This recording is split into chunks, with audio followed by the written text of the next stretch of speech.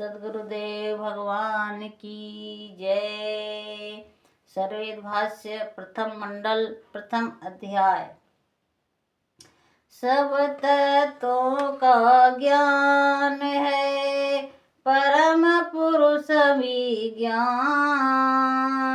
सद योग अभ्यास है डोर विहंगम जान।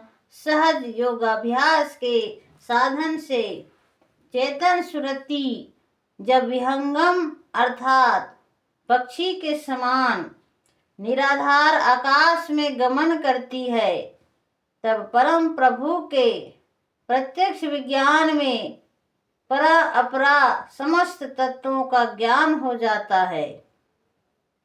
योगी के सामने सभी पदार्थ प्रत्यक्ष हो जाते हैं। इसीलिए उसी आप्त पुरुष के वचन संसार के लिए प्रमाण है। समस्त ज्ञान का कारण ब्रह्म है। उसके प्रत्यक्ष दर्शन के पश्चात सभी तत्व योगी के सामने निर्भ्रांत हो जाते हैं। जब तक परम पुरुष का विज्ञान नहीं हो जाता, तब तक भौतिक विज्ञान से चेतन तत्व प्रत्यक्ष नहीं होते। जड़ तत्वों के विज्ञान के लिए जड़ करण है और चेतन तत्व को जानने के लिए अनात्म पदार्थों की असंग अवस्था में चेतन कारण है। चेतन करण द्वारा ही ब्रह्म तत्व का दर्शन होता है। इसलिए पूर्ण ज्ञान की प्राप्ति चेतन विज्ञान से होती है। चेतन विज्ञान का साधन सहज योग और विहंगम डोरी है। मन एवं प्राण साधन से युक्त रहित होकर शुद्ध आत्मभूमि से जो स्वाभाविक योग होता है, उसे सहज योग कहते हैं।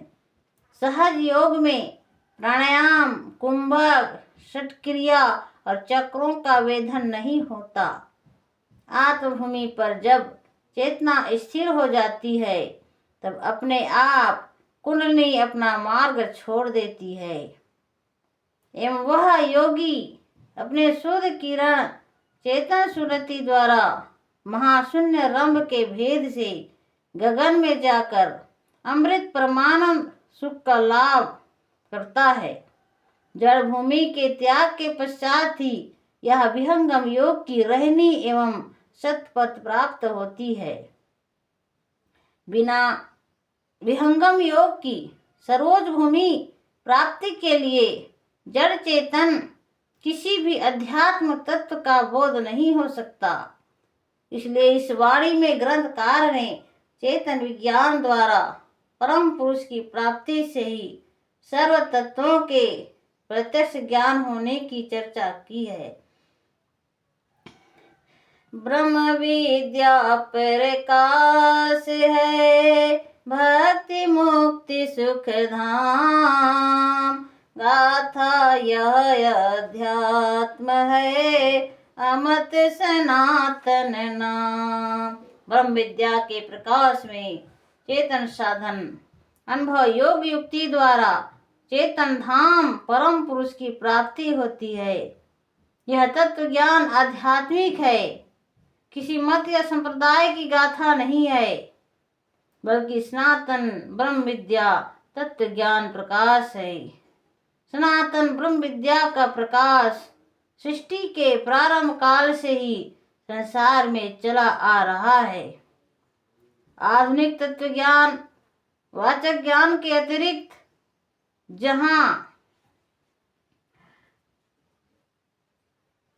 पर ब्रह्म प्राप्ति का कोई अनुभव साधन नहीं है, वह ब्रह्म विद्या नहीं है, बल्कि मत संप्रदाय है। शरीर, मन, बुद्धि एवं वाणी के साधन से परब्रह्म की प्राप्ति नहीं होती, क्योंकि वह परब्रह्म मन, बुद्धि और इंद्रिया गोचर है। प्रकृतिपार वस्तु की प्राप्ति के लिए प्रकृतिपार साधन चाहिए। इसलिए वह अप्राकृतिक परब्रह्म इन मन वाणी के साधन एवं मनोरंजन से दूर है। इसकी प्राप्ति सनातन ब्रह्म विद्या जो संप्रदाय, मत और विचार से रहित है, उसके द्वारा होती है। त्रैगुण धर्म संबंध में मिले न निर्गुण नाम। निर्गुण निर्गुण भक्ति है, चेतन चेतन धाम। प्रकृति के त्रैगुण संबंध से जब तक आत्मिक चेतना लगी रहेगी, तब तक अप्राकृतिक चेतन शब्द परम पुरुष की प्राप्ति नहीं हो सकती। आत्मा और परब्रह्म दोनों चेतन सजातीय वस्तु है, दोनों प्रकृति से गुणों से रहित है। आत्मा की चेतना जब तक सारे देह संघात में लगी रहती है, तब तक प्रकृति त्रैगुण का संबंध लगा रहता है। इसलिए निर्गुण आत्मा को निर्गुण पर ब्रह्म की भक्ति होती है। जहाँ पर प्रकृति का संबंध नहीं है, जातीय वस्तु से ही संबंध स्थिर रहता है, विजातीय वस्तु में नहीं। लोहे और काष्ठ का संबंध विजातीय है, वह दीर्घ काल तक स्थिर नहीं रह सकता। काष्ठ काष्ठ का संबंध एवं लोहे लोहे का संबंध सजातीय होने से स्थिर रहेगा। इसलिए आत्मा और परब्रह्म चेतन निर्गुण है। इन दोनों के संबंध से ही भक्ति होती है। जड़ चेतन का संबंध स्थिर रहने वाला नहीं है। इसलिए आत्मा और परब्रह्म दोनों चेतन होने से अपने चेतन धाम में एक साथ स्थिर रहते हैं। जीव ब्रह्म का संबंध और परब्रह्म दोनों चेतन से होने से अपने चेतन धाम में एक स्थिर रहते हैं। जीव ब्रह्म का संबंध स्वाभाविक है और प्रकृति आत्मा का संबंध अस्वाभाविक प्रतिकूल है। इसलिए त्रैगुण प्रकृति के साथ में रहने पर अप्राकृतिक परब्रह्म नहीं प्राप्त हो सकता। चेतन आत्मा चेतन परब्रह्म को प्राप्त करती है, अर्थात चेतन आत्मा जड़ अनात्म जगत को छोड़कर चेतन परब्रह्म की भक्ति करती है। झूठ साच कैसे मिले, अंतर भूमि आकाश। प्रवृत्ति भूमि का खेल है, अनुभव खेल आकाश। सत्यासत्य का मेल कैसे हो सकता है, क्योंकि पृथ्वी आकाश दोनों में बड़ा अंतर है। अर्थात प्रकृति जगत में रहने वाली जड़ शक्ति प्रकृति पार आकाश के तत्व को कैसे प्राप्त कर सकती है। जब तक शरीर मन बुद्धि एवं वाणी आदि प्रकृति का संबंध लगा है, तब तक निराधार चेतन अनुभव की प्राप्ति सूक्ष्म आकाश में होती है। कैसे हो सकती है? प्रवृत्ति माया बाह्य प्रवाह है, अर्थात माया का खेल है। वाणी बुद्धि और शरीर के द्वारा जो चेष्टा की जाती है, उसे न्याय की परिभाषा में प्रवृत्ति कहते हैं। जब शरीर मन बुद्धि और वाणी की शक्ति सब ओर से एकत्र होकर गुरु भेद युक्ति से चेतन पर ब्रह्म की ओर प्रवाहित होती है, तभी चिदाकाश सदगुरु धाम के अनुभव खेल रहस्य का प्रत्यक्ष दर्शन होता है। यहाँ पर भूमि प्रकृति मंडल स्थिर जड़ात्म भूमि और शुद्ध पवित्र सदगुरु धाम को आकाश कहा गया है। प्रकृति की भूमि में प्रवृत्ति अर्थात इंद्रियों का व्यवहार होता है। शुद्ध चेतन विराज धाम में सदगुरु युक्ति से अनुभव अपरोक्ष साध्य की प्राप्ति होगी। गुणातीत अवधूत का खेल अनोखी चाल। जीवन अमृत कहो पग धरे, धीरय गम गम लाल।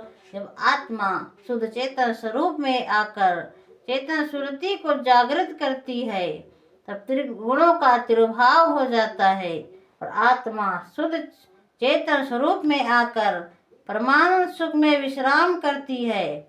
त्रिगुणों से संबंध से प्रकृति के आधार से आत्मा को अनेक द्वंद्व और अशांति हुआ करती है। जब प्रकृति का मंडल छूट जाता है तब योगी गुणातीत हो जाता है।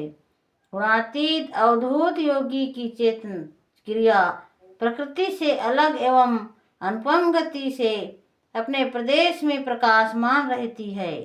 जब तक प्रकृति मंडल से आत्मा का संबंध रहता है तब तक भौतिक सुखों की प्राप्ति में जीवन लगा रहता है, और जिस काल में प्रकृति संघात से आत्मा की चेतना अपने शुद्ध स्वरूप में हो जाती है तब योगी संसार में मृतक के समान हो जाता है। प्रकृति प्रवाह उसका बंद हो जाता है। अतः प्रकृति से मृतक योगी ही जो परम धीर और सदगुरु का अनन्य शरण सेवी है, उस मन बुद्धि इंद्रिया गोचर एवं अगम पर ब्रह्म का गम अर्थात प्रत्यक्ष अनुभव प्राप्त करता है। बिना संसार की आशा वासना का त्याग किए और इंद्रिय जगत से उपरम हुए अनुभव गम्य पर ब्रह्म की प्राप्ति नहीं हो सकती। इसलिए संसार में से जीवन मृतक एवं असंग अवस्था में ही पर ब्रह्म की प्राप्ति करके योगी जीवन मुक्त होता है। योगाभ्यास की ऐसी स्थिति प्राप्ति होती है जबकि आत्मा को देहाध्यास या संसार का भान नहीं होता। इस स्थिति को जीवन मृतक की संज्ञा दी गई है।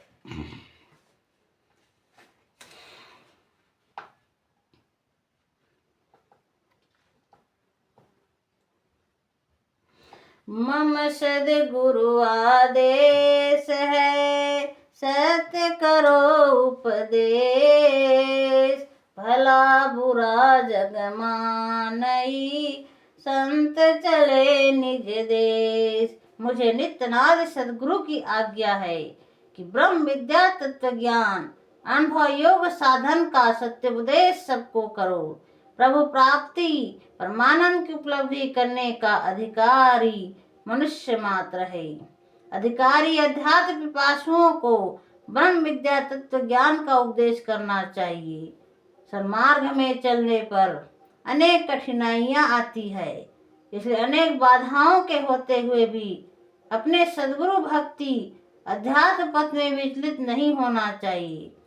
संसार की ओर न देखकर सदैव सद्गुरु शरण में रहा अपने अनुभव भेद युक्ति द्वारा आध्यात्मिक शांति को प्राप्त होकर परमानंद महान सुख को प्राप्त कर लेते हैं।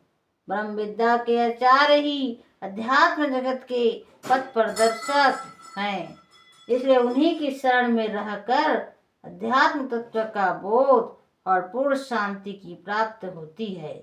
सद्गुरु ही सद्गुरु बनाते हैं, अपने मन का मनमुखी कोई सद्गुरु नहीं होता। अतः नित्यनाद सद्गुरु के नियम आदेश अनुशासन में ही ब्रह्म विद्या के प्रचारक सद्गुरुजन अपना आध्यात्मिक प्रचार का संचालन करते हैं। उनका ईश्वरीय सृष्टि के जड़ चेतन सभी पदार्थों पर नियंत्रण और अधिकार है। जो स्वतंत्र अपने मनमाने विचार से गुरु बनते हैं, वे अपने तथा दूसरों को अंधकार में ले जाकर पतन करते हैं। अतः अध्यात्म पथिकों को चाहिए कि अध्यात्म विधि पूर्ण सद्गुरु की खोज कर उनके ज्ञान उपदेश के द्वारा अपने मानव जीवन को अध्यात्म पथ पर आगे बढ़ावें। सद्गुरुदेव भगवान की जय।